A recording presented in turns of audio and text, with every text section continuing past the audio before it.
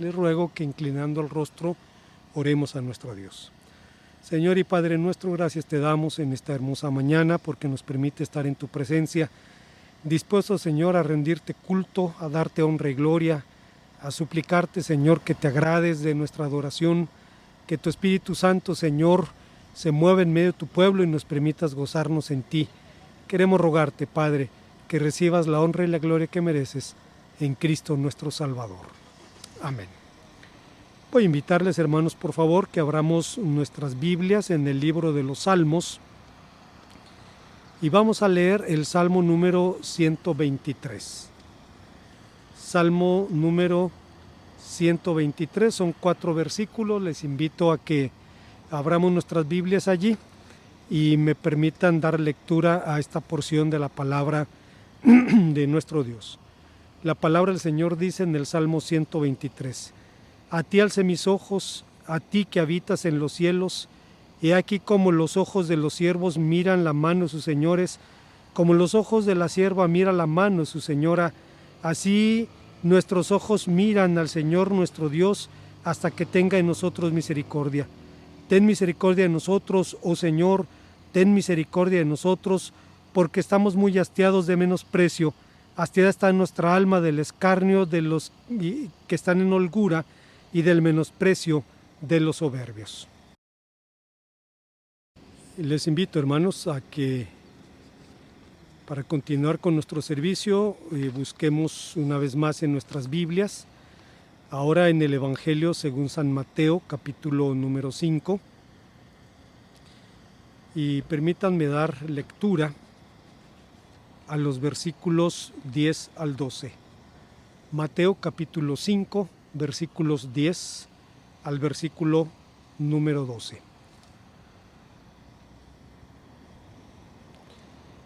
Si lo hemos encontrado, la palabra de nuestro Dios dice: bienaventurados los que padecen persecución por causa de la justicia, porque de ellos es el reino de los cielos. Bienaventurados sois cuando por mi causa os vituperen y persigan y digan toda clase de mal contra vosotros mintiendo.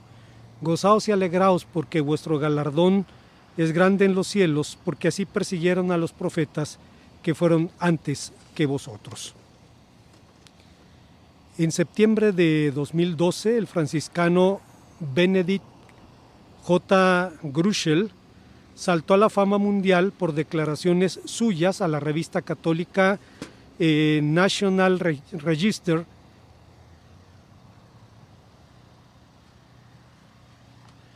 El padre Gruschel, un antiguo luchador por los derechos civiles, era bien conocido por su ministerio en el Bronx, enfocado en la evangelización y restauración de comunidades pobres. Fuera de ese ámbito, su nombre trascendió por sus afirmaciones sobre la pederastia clerical. Supongamos, dijo, que la persona tiene una crisis nerviosa y el menor trata de seducirlo. En muchos casos, los menores son los seductores.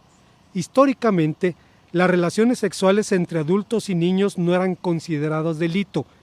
10 o 15 años atrás, esto pocas veces fue considerado un crimen, y pienso que si es la primera ofensa de un sacerdote, no debería ir a la cárcel porque no era su intención cometer un crimen. El hombre era un sociólogo, un activista social, un escritor y presentador en la televisión. Conoció al pastor Martin Luther King y compartió la cárcel con aquellos que se opusieron a la segregación racial en el tiempo de la lucha por los derechos civiles. ¿Cómo entonces pudo hacer semejantes afirmaciones? Para el padre Gruschel, la ausencia de los padres de los niños, aunada a la presencia pastoral de los pastores, convierte a estos últimos en víctimas potenciales de su propio ministerio.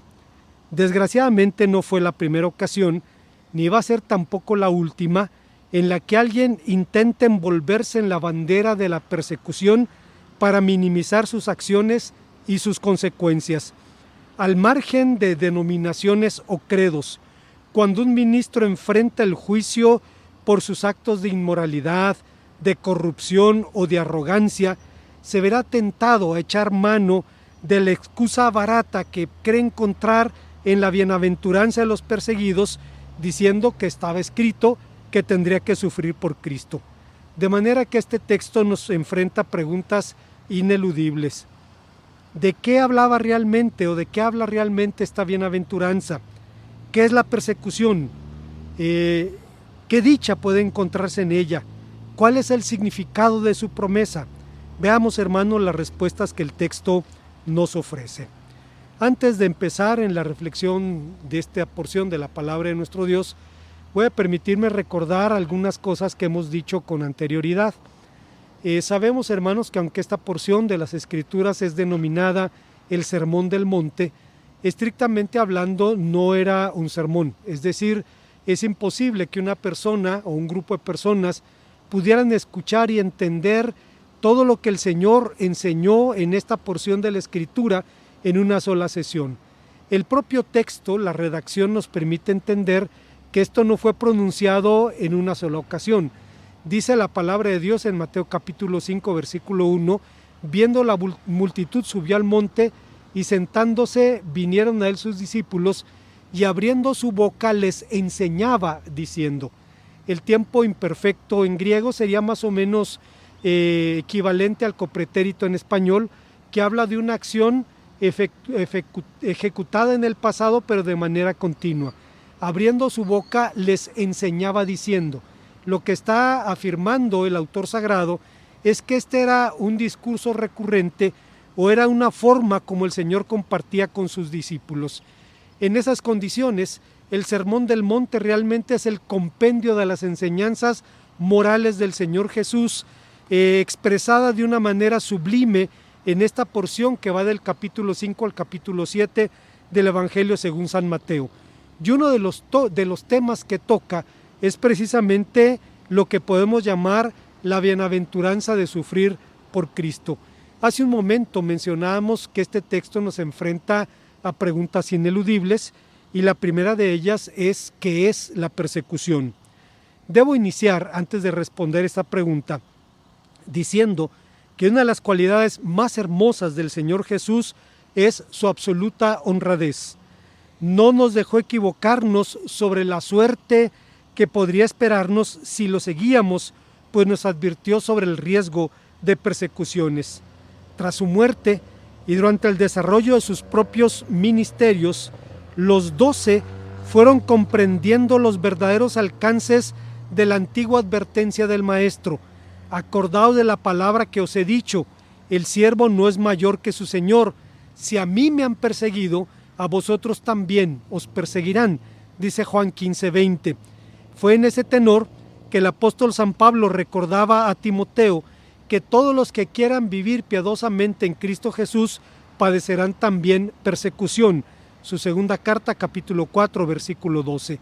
De manera que desde la analogía de las Escrituras es evidente que la persecución forma parte de la experiencia de fe, forma parte de la vida cristiana, pero con la misma firmeza que el Señor nos advirtió sobre las persecuciones, nos habló también del galardón prometido a los perseguidos. Es verdad que la posibilidad de padecer persecución resulta perturbadora, pero el Maestro nos enseñó que puede incluso ser una experiencia que se convierte en fuente de gozo. En otra ocasión había mencionado que nuestro hermano Samuel García, Samir, un misionero mexicano que estuvo por muchos años en Marruecos, hasta que finalmente fue expulsado del país por orden del rey Hassan, comentaba al grupo de jóvenes de la iglesia que en 2 ocasiones fue detenido. La primera ocasión fue por un funcionario de nivel medio y el hermano compartió un video. Obviamente no entendíamos lo que estaba diciendo, pero el hermano lo estaba traduciendo del árabe al español, y hay una escena donde el hermano está grabando lo que está pasando allí. Llega la policía y empieza a saquear el centro de rehabilitación que habían construido los hermanos en ese lugar. No sé si usted sepa, el Corán dice que hay personas a las que Alá no ama. Alá no ama al idiota. Alá no ama al ciego, Alá no ama al sordo, porque si los amara, no los hubiera hecho así. Y si Dios no ama al minusválido, ¿por qué lo voy a amar yo? Y esa es más o menos la manera de funcionar de la gente, al menos en ese lugar de Marruecos.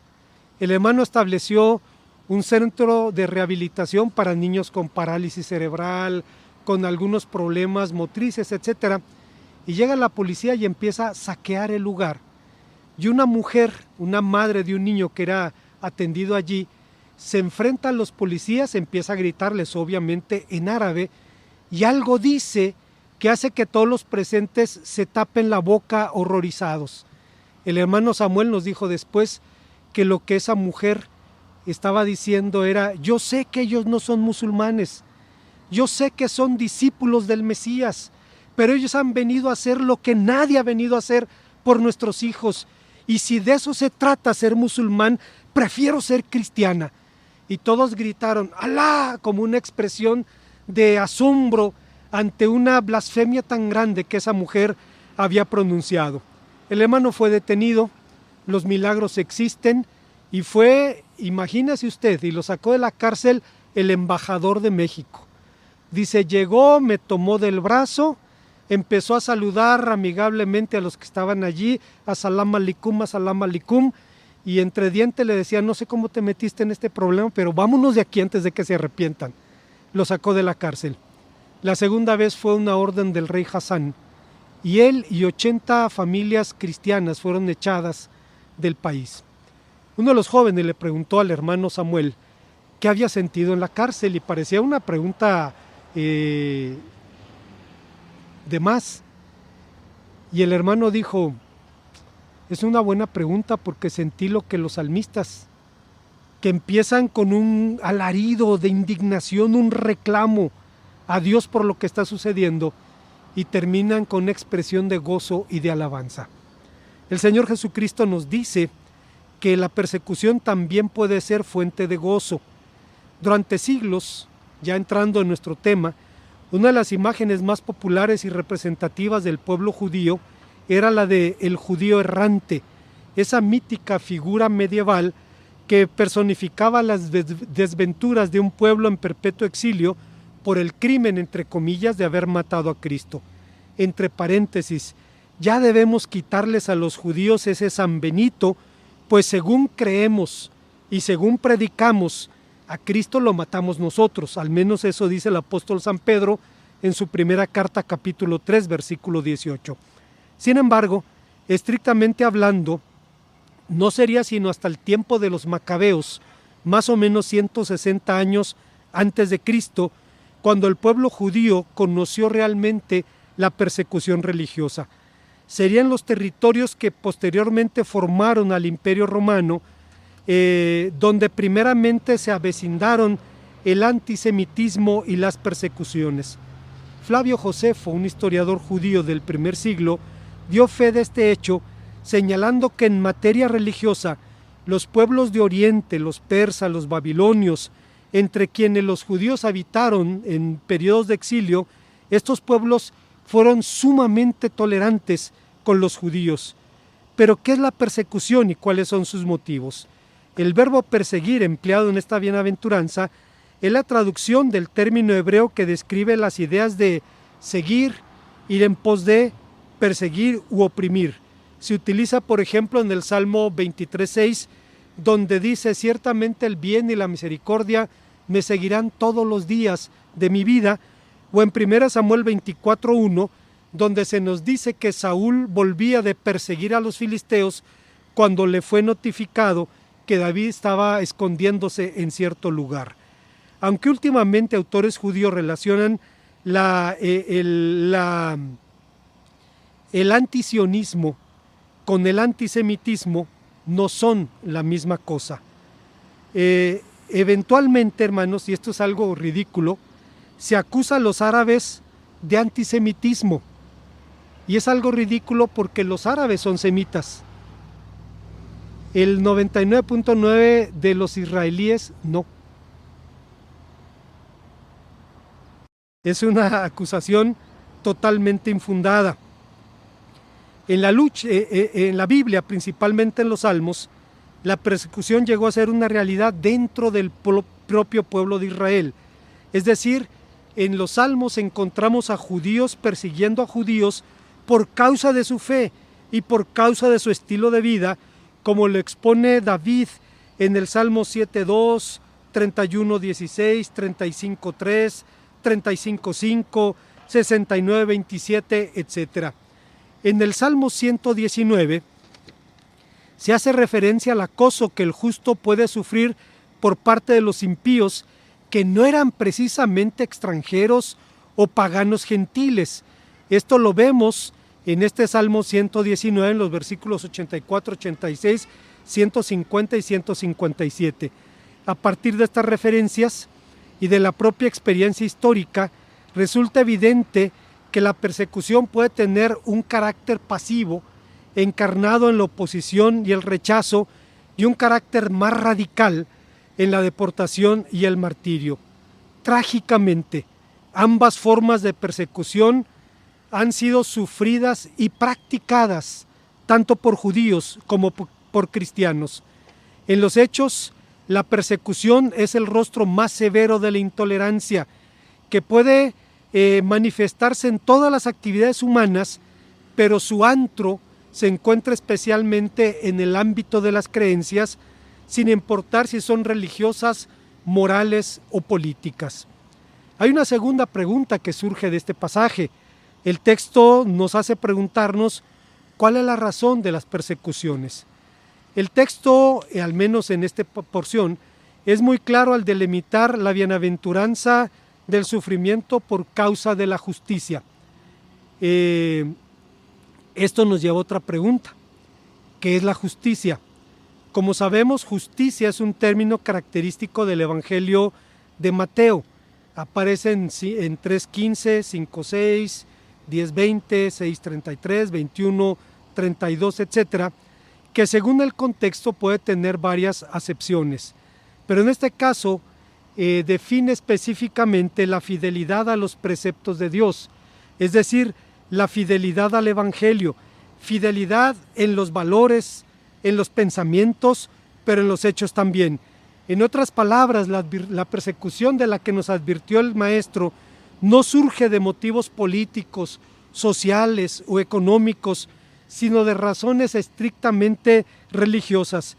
Seguramente, la familiaridad que tenemos con esta porción nos hace ignorar el impacto que debe haber tenido en su auditorio original, pues para la gente de esa época era común pensar que el sufrimiento e incluso la persecución eran expresiones del juicio de Dios sobre el pecado de algún individuo o de alguna comunidad en particular.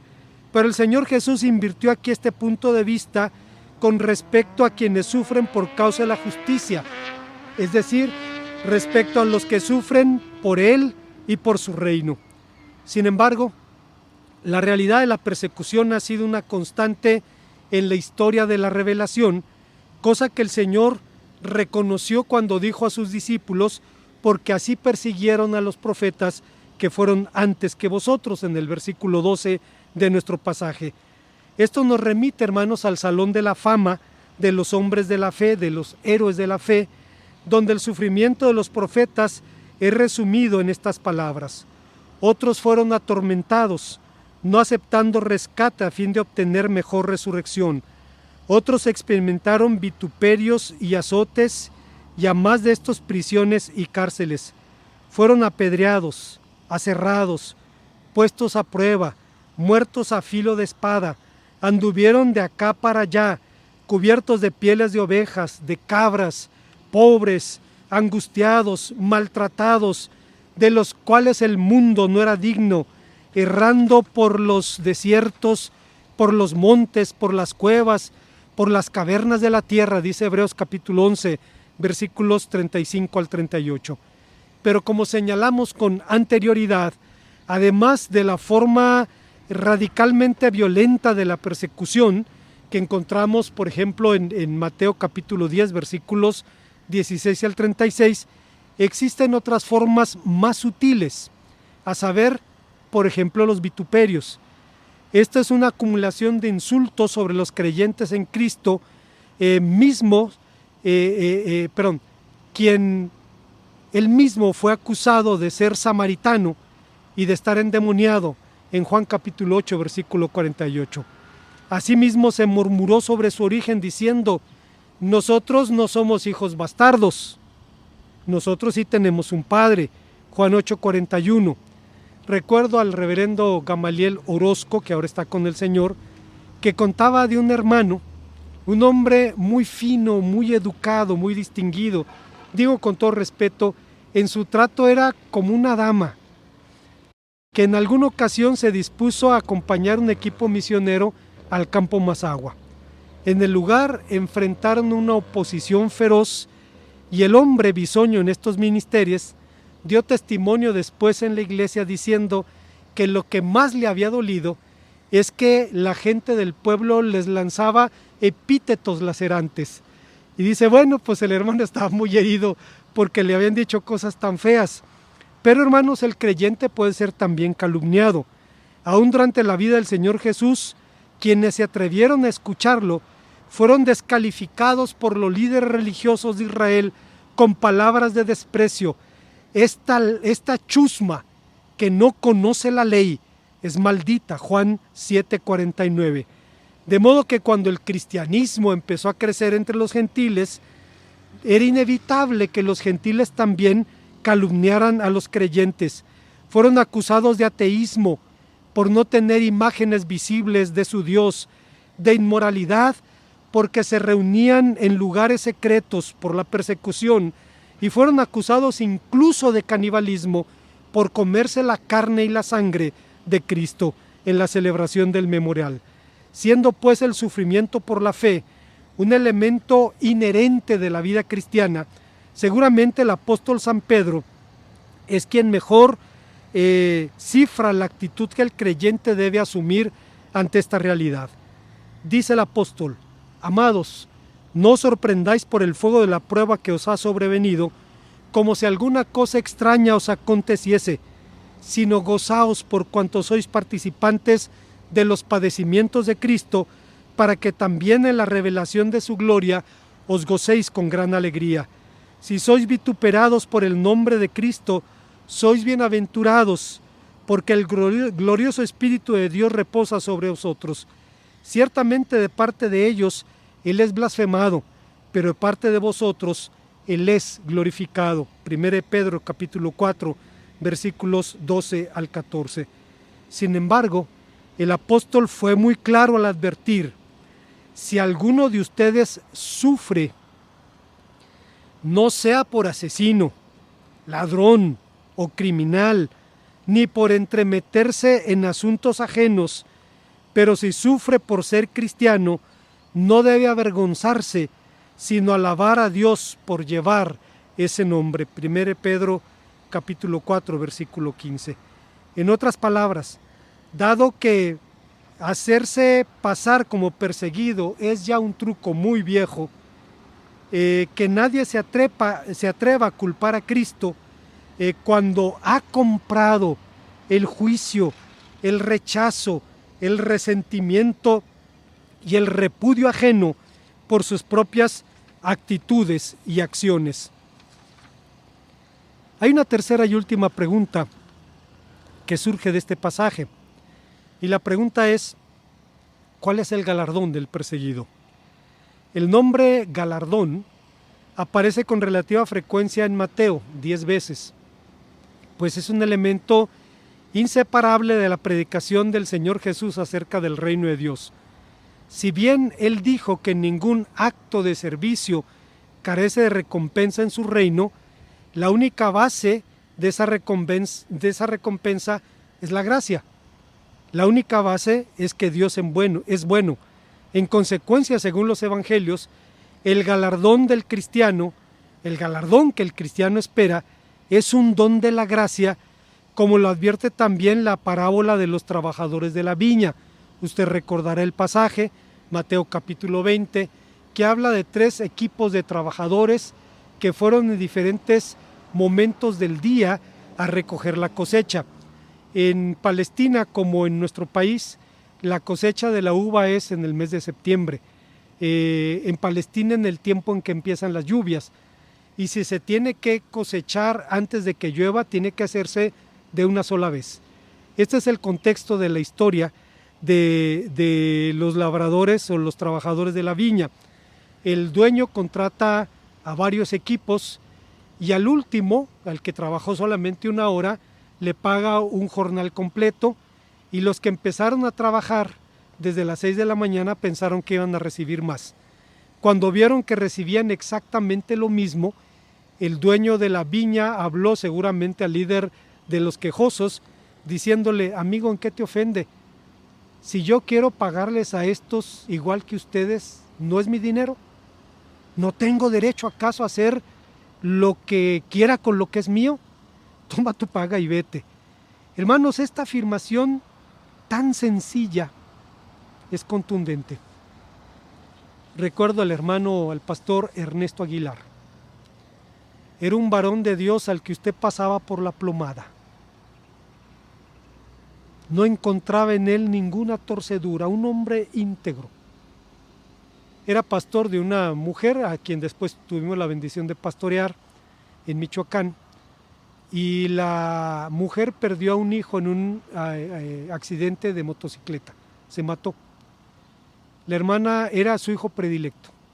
La hermana entró en depresión y duró un mes llorando hasta que fue a verla el pastor y le dijo: hermana, en el nombre de Cristo ya lloró suficiente. Es que Dios me quitó a mi hijo. Dios no le quitó nada. Dios tomó lo que es de Él. Él tiene derecho a hacer lo que Él quiera con lo que es suyo. Tiene que reconciliarse con la voluntad de Dios. Y decía la hermana que mientras todos le sobaban el hombro, el pastor la confrontó y dice, y al final tuvo que decir, sí, como dijo Job, Dios dio, Dios quitó, bendito sea el nombre de Dios. Todas las dádivas de Dios, todas sus bendiciones, incluido también el galardón prometido, es expresión de la gracia de Dios. En consecuencia, según la Biblia, la plenitud del sentido de nuestra vida no se encuentra en nuestra propia existencia, ni en nuestros logros, ni en nuestros hechos, ni en nuestros anhelos, sino en la gracia de Dios. No obstante, sin que exista una relación de causa y efecto, la recompensa prometida está también relacionada con nuestra conducta. La conducta cristiana es la estricta respuesta agradecida del redimido a la inescrutable bondad de Dios. Inescrutable porque yo no puedo entender hasta el día de hoy cómo fue que Dios me amó y me salió al encuentro y me llamó a su servicio.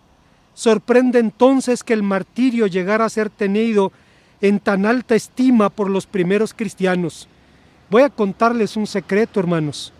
La joven iglesia vivió un tórrido romance juvenil con el martirio, pues en ese tiempo los mártires eran vistos como los cristianos perfectos y se les atribuían enormes privilegios divinos.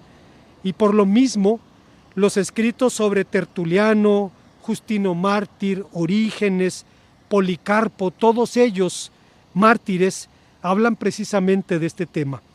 Sin embargo, paralelamente a esta exaltación, la tradición cristiana desaprobaba resueltamente el martirio voluntario, pues sostenía, creo yo de manera acertada, que era necesario que el mártir, el testigo de sangre, fuera llamado por Dios mismo. Con la llegada de Constantino y la paz de la iglesia en el 337 después de Cristo, el martirio fue idealizado, espiritualizado, transformado en el sacrificio ascético de los monjes y el servicio de los obispos. Cuando estudiaba en el seminario tuve como compañero a un ex sacerdote, Ramón Camacho, homónimo de mi hermano diácono, quien conoció el Evangelio siendo un adolescente en una iglesia presbiteriana. Pero era una iglesia que estaba en una crisis y no tenía una atmósfera que permitiera que ese joven permaneciera allí. conoció a Cristo y algo cambió en su vida, y con la poca instrucción bíblica que tenía, pensó que la mejor manera de servir a Dios era hacerse sacerdote. Se convirtió en monje mercedario, se ordenó como sacerdote, y en algún momento su reencuentro con la Biblia lo metió a una crisis que lo llevó finalmente a los pies de Jesucristo. El hombre pudo reconocer que la salvación es un don de la gracia, y dedicó el resto de su vida para predicar precisamente eso. Salió del catolicismo, estudió en nuestro seminario y se convirtió en un excelente predicador. Y recuerdo en alguna ocasión en la iglesia bautista Betel de Azcapotzalco que llegó un hombre que decía: yo estudié en el seminario, he estudiado 2 años en el seminario católico, así es que no me quieran enseñar a mí, no le quieran enseñar el Padre Nuestro al señor cura. Y era su actitud. Y cuando uno quería compartirle, decía: no, tráeme uno que sepa, uno que esté a mi nivel. Él era chofer de un diputado y decía: a mi patrón no le gustan las tablas, los empates. Tráeme uno que sepa y me gana o le gano, pero uno a mi nivel.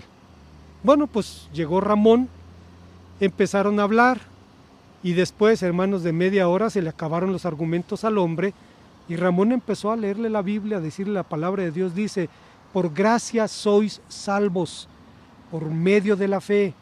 Esto no es de vosotros, es un don de Dios, no por obras para que nadie se gloríe, porque somos hechura suya, creados en Cristo Jesús, para andar en las buenas obras que Dios preparó de antemano para que anduviésemos en ellas. El hombre no podía objetar lo que decía la palabra de Dios. Y pasaron semanas enteras, y yo lo entiendo porque pasé por un proceso similar, diciendo: es que no es posible que sea solamente por fe. Es que algo tienes que hacer para salvarte. Y después de algunas semanas llegó y dijo: ahora entiendo, y ahora sé, y ahora creo que lo que Cristo hizo por mí en la cruz del Calvario no puede compararse con nada que yo, ni siquiera la humanidad entera, pueda hacer para merecer la salvación. Todo lo que Dios hace, todo lo que Dios nos da, es expresión de su inescrutable bondad. Sorprende entonces, hermanos, que en un tiempo se pensara que el servicio ascético, el convertirse en monje, fuera la opción. Y Ramón, hermanos, comentaba que en el tiempo en que fue sacerdote, tenía a un amigo que era un pastor católico. Dice: un excelente sacerdote, amado por su congregación, respetado por su amor a la gente, a las almas. Y dice que la parroquia se puso de acuerdo y dijo: vamos a regalarle una camioneta al padre. Y se cooperaron en secreto y le compraron la Cherokee Apá. Se la pusieron en el estacionamiento de la parroquia.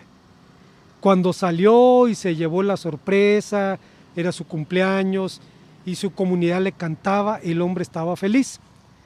Tomó su camioneta y se le ocurrió írsela a presumir al señor obispo. Llegó al obispado, se estacionó: señor obispo, mire, tengo una buena noticia, la parroquia me dio esta camioneta. La vio el hombre y le dice: dame las llaves, yo las necesito más. Y el hombre había hecho votos de obediencia, de pobreza. El martirio, hermanos, fue transformado en obediencia ciega, en servicio ascético. Fue idealizado y espiritualizado en la obediencia y el servicio a los obispos. Pero volviendo a nuestro asunto, ¿cuál es el premio del perseguido? Es el cielo mismo, con todos sus significados. Digo esto porque contra la aburrida imagen popular que dice que vivir en el cielo significa vivir montados en una nube tocando eternamente un arpa, John Piper dice algo singularmente pertinente en este tiempo. Hoy en día, como en cada generación, dice Piper, resulta asombroso ver cómo hay una tendencia a alejarse de Dios como el don todo suficiente del amor de Dios. Resulta asombroso cómo rara vez se proclama a Dios mismo como el mayor don del Evangelio. Pero la Biblia nos enseña que el último y mayor don del amor de Dios es gozar de la hermosura de Dios. Una cosa he demandado al Señor y esta buscaré, que esté yo en la casa del Señor todos los días de mi vida para contemplar la hermosura del Señor y para inquirir en su templo, decía el salmista en el Salmo 27:4. El mayor don del Evangelio es que ganamos a Cristo, de lo que San Pablo decía en Filipenses 3:8, y ciertamente estimo todas las cosas como pérdida por la excelencia del conocimiento de Cristo Jesús, mi Señor, por amor del cual lo he perdido todo y aún lo tengo por basura para ganar a Cristo. El don del amor de Dios, que todo lo abarca y aparece reflejado a lo largo del Evangelio, es el siguiente: ver y saborear la gloria de Cristo para siempre. En lugar de eso, hemos convertido el amor de Dios y al Evangelio de Cristo en la provisión divina de nuestros deleites, en infinidad de nimiedades y en especial en el deleite en la idea de que somos importantes. La prueba de fuego de la Biblia, que se centra en Dios y es fiel al Evangelio, es la siguiente: ¿te sientes más amado porque Dios te considera importante o porque a expensas de su propio Hijo Él te permite el gozo de sentir por siempre que Él es importante para ti? ¿Recae tu fidelidad en ver la cruz de Cristo como la prueba de tu propia valía o como una vía para disfrutar para siempre de la valía de Dios? ¿Es la gloria de Cristo la causa de tu alegría? Desde el primer pecado del huerto del Edén hasta el juicio final en el gran trono blanco, los seres humanos continuaremos abrazados al amor de Dios como su más grande regalo, por encima de cualquiera que pudo habernos dado. Es verdad, existen 10,000 dones que fluyen del amor de Dios. El Evangelio de Cristo proclama la nueva de que al morir Él obtuvo 10,000 bendiciones para su novia, ninguno de los cuales conduce al gozo definitivo si primero no nos conduce a Dios. Y nadie para quien el mayor don del Evangelio haya sido Dios mismo disfrutará las bendiciones del Evangelio. Y hay chiflados por allí diciendo: Dios te quiere rico, sano, hermoso. El mayor regalo de Dios es la bendición de gozar de su amor, gozar de Él, gozar de su Hijo amado. Como conclusión, hace unos años, escribiendo sobre el cristianismo, un rabino dijo: lo primero que te impresiona del cristianismo es su tamaño. Es una gran parte de la humanidad. Seguramente nunca se verá amenazado, aunque, quién sabe. Estoy de acuerdo con la duda mientras se distinga a Cristo del cristianismo. El cristianismo se ve siempre amenazado, mayormente desde adentro. Cristo nunca. Cristo jamás. Guardando el sentido de proporción, antes de la Kristallnacht, la noche de los cristales rotos, los judíos de Europa se sentían más seguros que nunca hasta que sobrevino la Shoah, hasta que sobrevino el Holocausto. Siendo entonces la persecución una posibilidad tan intimidante para la mayoría de los cristianos, es inevitable preguntarnos: ¿qué lecciones y demandas específicas entraña esta bienaventuranza? validando la primera convicción cristiana de que únicamente es Dios quien llama y capacita a aquellos hijos suyos que van a participar del martirio, debemos, hermanos, llegar a 4 conclusiones. La primera, asegurarnos de que cuando suframos, lo hagamos realmente por Cristo. Una vez más, hacerse pasar por perseguido ya es un truco muy viejo, ya está muy gastado. El cristiano debe asegurarse de que cuando es vituperado o señalado, lo sea por causa de la justicia y no por sus propias maldades. 2. Aprendamos a ser tolerantes. Trágicamente, la misma iglesia que había sido perseguida, cuando suplantó el aparato religioso del Imperio Romano, se convirtió en una institución cada vez más intolerante. Si perseguía a cristianos disidentes, ¿por qué no iba a perseguir a los judíos?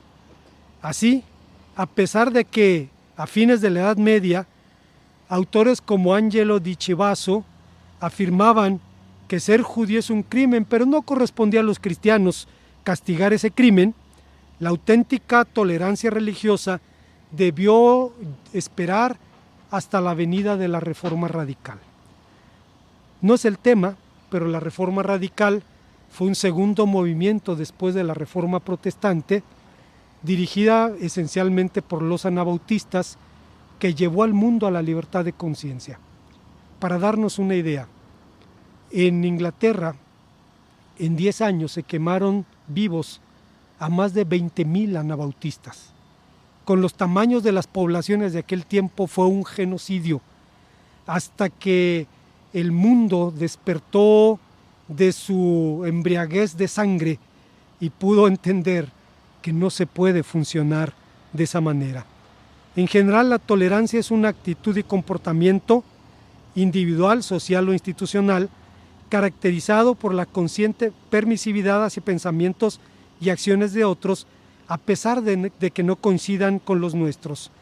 La doble base de la tolerancia radica en negarle a la Iglesia y al Estado el carácter de autoridad final en asuntos de conciencia y negárselos porque solo Dios lo es, y reconocer por otro lado el derecho ajeno a creer o incluso a no creer conforme al dictado de cada conciencia.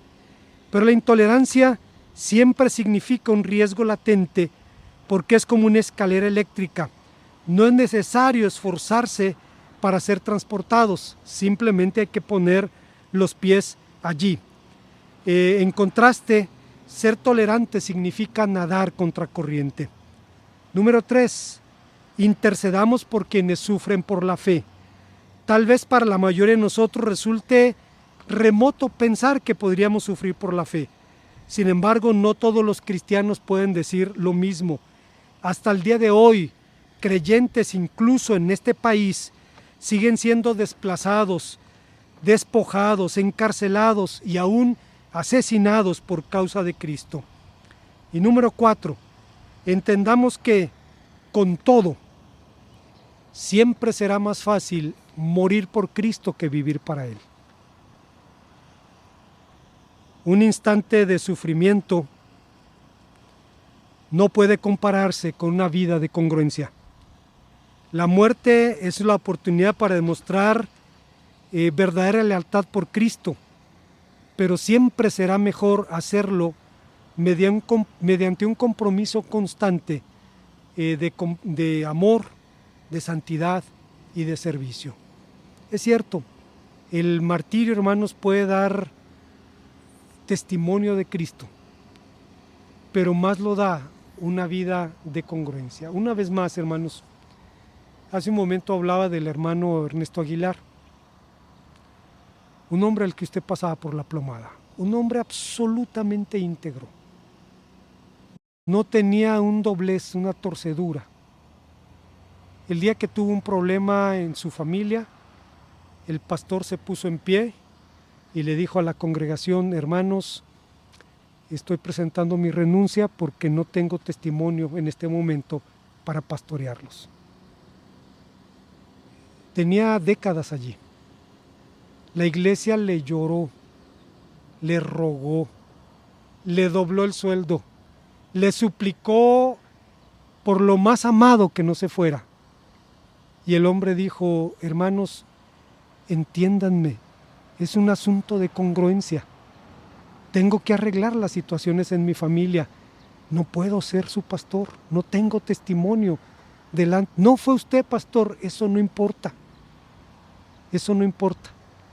Y hermanos, después de décadas de pastorear una iglesia, tuvo que volver a picar piedra en una nueva iglesia. Y está con el Señor. Antes de que fuera con el Señor, un día lo vi en Pachuca, en una convención, y me dijo: ¿sabes lo que más me duele, Jorge, de mi nueva iglesia? Es que yo les digo: hermanos, yo creo que Dios dice que es por acá. Y dice, uno se levanta en la iglesia y dice: no, yo digo que es por acá, vamos a votar. Dice, no creen, no aceptan la autoridad. Y no era un hombre impositivo, hermanos. Era un hombre que dependía absolutamente de Dios. Para que usted se dé una idea, su iglesia estaba a unos pasos de la Villa de Guadalupe. Y allí tenía su iglesia el hermano. Finalmente, hermanos, el Señor se lo llevó con el corazón roto.